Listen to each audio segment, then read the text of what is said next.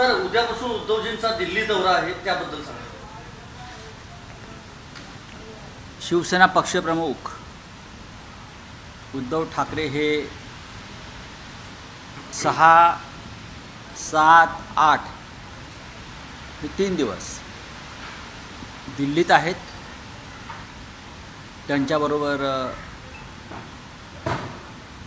युवासेना प्रमुख आदित्य ठाकरे आहेत, रश्मी वहिनीसुद्धा आहेत आणि 3 दिवस त्यांचा मुक्काम सफदरजंग लेनलाच आहे. त्याच्यामुळे तुम्हाला त्यांना भेटता येईल. त्यांच्या अनेक भेटीगाठी नक्कीच आहेत. त्यातल्या प्रमुख भेटीगाठी म्हणाल तर अर्थात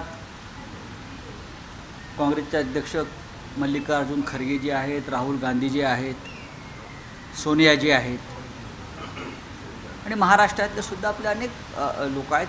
त्यानंतर त्यांना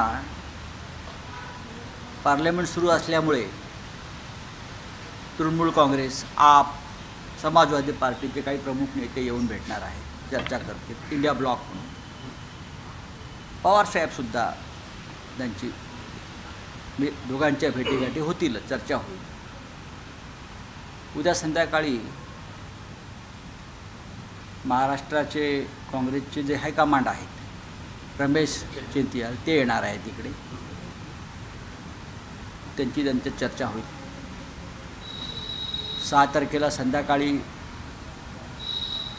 दिल्लीतला जो आपला मराठी मीडिया आहे ते त्यांच्याशी संवाद साधतील.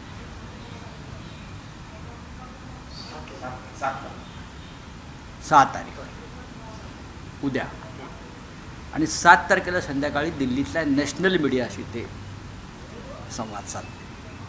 सर, विधानसभा निवडणुका तोंडावर आहेत, जागा वाटपासंदर्भात अनेक चर्चा होऊ शकतात. ज्या अर्थी पक्षप्रमुख दिल्लीमध्ये आहेत 3 दिवस, त्या अर्थी ते काय इथे फक्त हवा खायला का पाऊस पाहायला इकडला आले नाहीत. अनेक चर्चा होतील, कारण भेटीगाठीसुद्धा त्या पद्धतीनेच ठरवलेल्या आहेत. महाराष्ट्रातल्या अनेक इतर पक्षांच्या खासदारांनी सुद्धा त्यांना भेटण्याची इच्छा व्यक्त केलेली आहे. त्याच्यामुळे तीसुद्धा आमचं आयोजन चालू आहे. वेळ कमी आहे, पण हा संवाद दौरा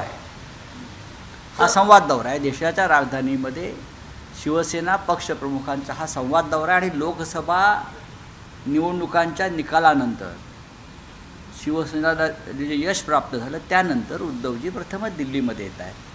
त्याच्यामुळे आम्ही त्यांचं नक्कीच चांगल्या प्रमाणात स्वागत करू. सर, काल शरद पवार, एकनाथ शिंदे आणि अदानीच्या काही अधिकाऱ्यांची बैठक झाली आहे.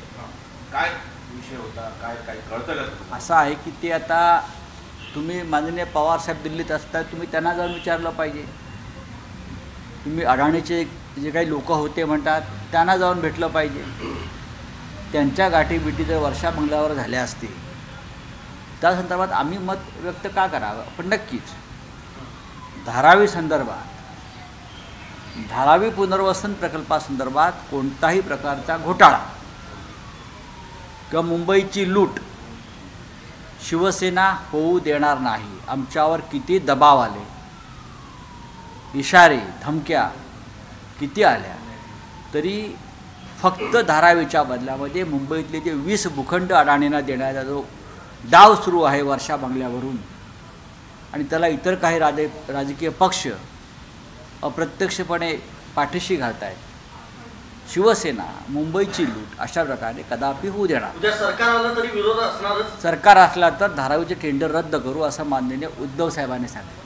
मग पवारसाहेबांनी मुख्यमंत्र्यांच्या भेटीत जे अधिकारी होते अदानी ग्रुपचे, त्याबद्दल वेगळी चर्चा सुरू आहे. आणि दुसरं 2 वेळा भेट झाली या महिन्याभरात. नाही, मला असं सांगता येत नाही की ती भेट धारावीसाठी झाली, पण धारावी संदर्भात शिवसेनेची भूमिका अत्यंत स्पष्ट आहे. धारावीमध्ये साधारण 600 एकरचा भूखंड आहे. 8 लाख लोकांना पात्र याचा विचार न करता घरं मिळावीत 500 स्क्वेअर फुटाची. ती घरं त्यांचं पुनर्वसन त्याच जागेवर व्हावं. त्या बदल्यात अडाणी यांना भरभरून TDR म्हणजे चटई क्षेत्र सरकारने दिलं आहे आणि तेवढं पुरेसं आहे. पण मुंबईची मिठागृह, मुंबईचे टोल नाके, मुंबईच्या इतर मोकळ्या जमिनी, मदर डेअरीसारखी मोक्याची जागा ही जर धारावीच्या बदल्यात कोणी घेऊ इच्छित असेल, लुटू इच्छित असेल आणि त्या बदल्यात वर्षा बंगल्यावर सौदा होणार असेल, तर हा सौदा आणि ही लूट शिवसेना उधळून लावल्याशिवाय राहणार नाही. पवारांच्या उपस्थितीत सौदा होईल असं वाटतं तुम्हाला? कारण पवार बघा, वारंवार भेटतायत. ते कशा करता अनेक प्रश्न आहेत. आता मध्यंतरी ते आरक्षणासंदर्भात भेटले, काही सहकार कारखान्यांच्या अडचणीचे प्रश्न असतात त्या संदर्भात भेटले. त्याच्यामुळे ते कशा करता भेटले हे मी सांगू शकत नाही, ते तुम्हाला तेच सांगू शकते. आमचा मुद्दा एवढाच आहे माननीय पक्षप्रमुख उद्धवजींचा, ते तुम्हाला उद्याही सांगते की कोणत्याही परिस्थितीत धारावी पुनर्वसनाच्या नावाखाली मुंबई शहर लाडक्या उद्योगपतीच्या घशात घालू देणार नाही. संसदेचं अधिवेशन सुरू आहे, आता शेवटचा आठवडा आजपासून सुरू होतोय. पहिल्या आठवड्यात पहिल्या दिवशी आणि अर्थसंकल्प मांडलं त्याच दिवशी फक्त पंतप्रधान सभागृहात उपस्थित होते. गेल्या आठवड्यात पूर्णपणे पंतप्रधान अनुपस्थित होते. मणिकम टागोर यांनी देखील सवाल विचारलेला आहे, आजपासून पंतप्रधान उपस्थित राहणार का? विरोधी पक्षांची काय भूमिका असेल? प्रधानमंत्री आपले नेहमी नेहरूंचा दाखला देतात. प्रधानमंत्री आपले नेहमी नेहरू ने ये किया, नेहरू जी ने ये नहीं किया. पण नेहरूजींचा संसदीय लोकशाहीवरती गाढ श्रद्धा होती आणि संसदेच्या कार्यकाळामध्ये ते पूर्ण काळ संसदेमध्ये उपस्थित राहत होते. विशेषतः विरोधी पक्षनेत्यांची जेव्हा भाषणं असायची तेव्हा पंडित नेहरू हे पूर्ण काळ संसदेमध्ये उपस्थित राहण्याचे दाखले आहेत. मग नेहरूजी असतील, लालबहादूर शास्त्री असतील, असे अनेक तेव्हाचे काँग्रेसचे नेते यांनी संसदीय परंपरांचं पालन केलं आहे. नरेंद्र मोदी यांच्या मनामध्ये भीती आहे मजबूत विरोधी पक्षाची. हे विरोधी पक्षाला तोंड देऊ शकत नाही. विशेषतः आता लोकसभेत राहुल गांधी यांच्या रूपानं जे तुफान निर्माण झालेलं आहे त्या तुफानाशी ते सामना करू शकत नाही. सर, ज्या वेळेला उद्धवजींनी टीका केली होती फडणवीसांच्यावर, त्यानंतर फडणवीसांनी असं म्हटलं, मवियाचे 9-10 लोक माझ्यावर बोलत असतात, माझ्यावर जास्त प्रेम वाढलेलं आहे, चक्रव्यूह किती जरी मांडलं तरी ते भेदायचं मला माहिती आहे, असं देवेंद्रजींची प्रतिक्रिया. लोकसभेत पाहिलं ना आपण, लोकसभा निवडणुकीमध्ये चक्रव्यूहाची काय अवस्था झाली ते आपण पाहिलेलं आहे. बघा, देवेंद्र फडणवीस यांच्या वक्तव्याकडे फार गांभीर्यानं सध्या महाराष्ट्र पाहत नाही, अजिबात पाहत नाही. अनिल देशमुख यांनी जो खुलासा केलेला आहे आणि त्या खुलाशावर उत्तर देण्यासाठी ज्या फडणवीसांना तुरुंगातल्या एका गुन्हेगाराची मदत लागते प्रवक्ता म्हणून, जो बॉम्बस्फोटामध्ये, खून प्रकरणामध्ये, दहशतवादी कारवायामध्ये जे लोक अडकलेले आहेत त्यांना आपल्या जवळ ठेवणं आणि त्यांच्या माध्यमातून विरोधकांवर हल्ले करणं ही ज्याची फितरत आहे, किंवा हे त्याला अशा लोकांची मदत घ्यावी लागते त्यांना, त्याच्यातच ते चक्रव्यूहात किती अडकले आहेत ते स्पष्ट दिसतं आहे. अनिल देशमुख यांनी काल एक मुद्दा मांडला, तो अत्यंत महत्त्वाचा आहे. चांदीवाल्या आयोगाचा अहवाल तुम्ही का उघड करत नाही? चांदीवाल्या अहवाल 11 महिने या अहवालाची सुनावणी झाली, या आयोगाची 11 महिने, आणि हा 1400 पानाचा अहवाल आहे. या 1400 पानाच्या अहवालामध्ये अत्यंत स्फोटक माहिती आहे. ही स्फोटक माहिती बाहेर येण्याआधी देवेंद्र फडणवीस यांनी शिवसेनेचे आमदार फोडले आणि सरकार पाडलं. हा अहवाल सादर जो केला आहे तो त्यांनी जाहीर करावा ना. 1400 पानाचा अहवाल लपवून का ठेवला आहे? ते तुमच्या सरकारमध्ये झालं, आमच्या सरकारमध्ये झालं, हे पोरखेळ कसले करताय? चांदीवाला अहवाल 1400 पानाचा आहे. तुम्ही सगळ्यात आधी तो अहवाल जाहीर करा, मग तुमचे जे तुरुंगातले प्रवक्ते आहेत, बरं का, तुरुंगातले प्रवक्ते आहेत ते काय बोलतात त्याच्यावर आम्ही उत्तर देऊ. महाविकास आघाडीनं का कारवाई केली नाही असं देवेंद्र फडणवीस यांनी विचारलेलं आहे. देवेंद्र फडणवीस हे राजकारणातला कच्चा लिंबू आहे, बरं का. त्याचं उगाच फुगवून कलिंगड झालं होतं शहा आणि मोदींमुळे. हा कच्चा लिंबू आहे. अहवाल सादर झाल्यावर पुढल्या 10-12 दिवसात आमचं सरकार त्यांनी पाडलं, आणि ते त्यासाठीच पडलं की अहवाल सादर केला जाऊ नये म्हणून. अत्यंत स्फोटक माहिती त्याच्यामध्ये. देवेंद्र फडणवीस यांना माहिती आहे अहवाल कधी सादर झाला, अहवालाची प्रक्रिया काय आहे, आणि त्यानंतर सरकार कसं पाडण्यात आलं. या काळात घडलेल्या घटना आहेत. देवेंद्र फडणवीस यांनी स्वतःला अति हुशार असल्याचा आव आणू नये. त्यांची हुशारी लोकसभा निवडणुकीत आम्ही काढलेली आहे, जिथून काढायची तिथून हवा. देशमुखांनी नार्को टेस्टची तयारी दाखवायला हवी असं भाजप म्हणतं. त्यांची तयारी आहे ना.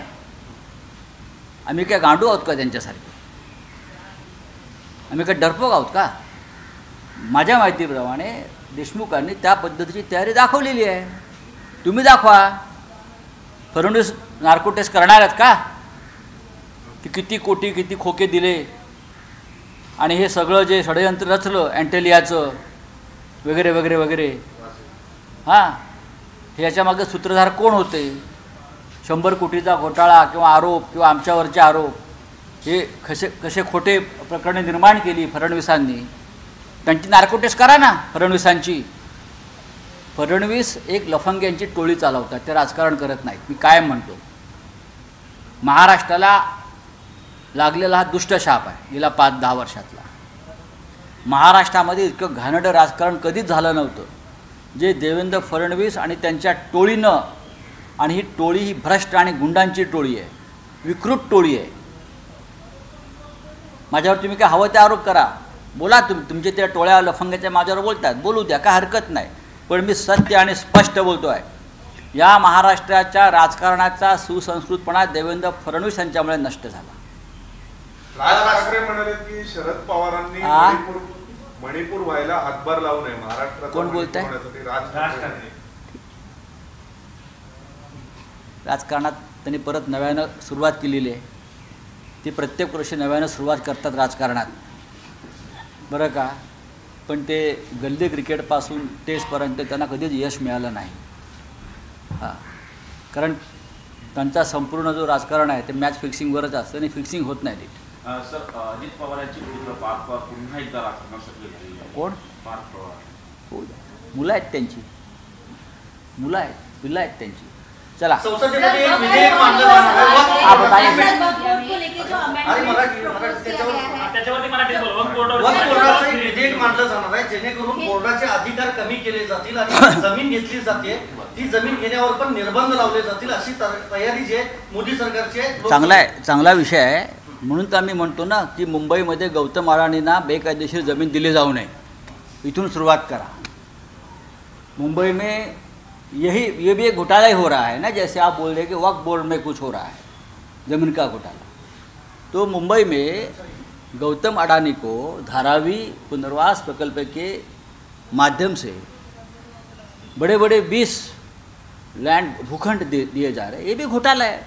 आप वहाँ शुरुआत वहाँ से करो, भ्रष्टाचार ज़मीन को व्यवहार रोकने की. सर, साफ तौर पर लेकिन वक्फ बोर्ड के अंदर अमेंडमेंट लाकर पहले यूपीए ने ज्यादा पावर दी थी और अब एनडीए वो पावर छीनना चाहती है. देखिए, उस बारे में हम पार्लियामेंट में चर्चा करेंगे.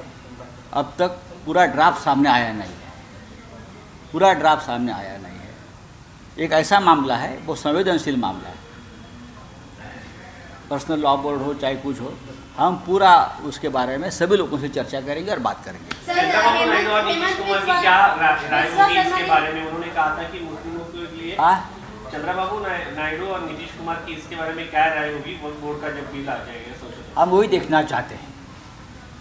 हम ज़रूर उनसे बात करेंगे. जो उनकी राय होगी उनका भी हम आदर करेंगे, चंद्रबाबू नीतीश कुमार. चलिए, थैंक यू. हेमंत बिस्वा शर्मा ने भी कहा है कि लॉज लेके आएंगे वो लैंड जिहाद को लेकर और लव जिहाद को लेकर. देखिए, यहाँ इस देश में ना लैंड जिहाद है न लव जिहाद है. जब इस प्रकार की घटना अत्याचार होता है महिलाओं के ऊपर, तो मैं धर्म और जात के ऊपर देखता हूँ. ये कोई भी कर सकता है और हो रहा है, महाराष्ट्र में हुआ है.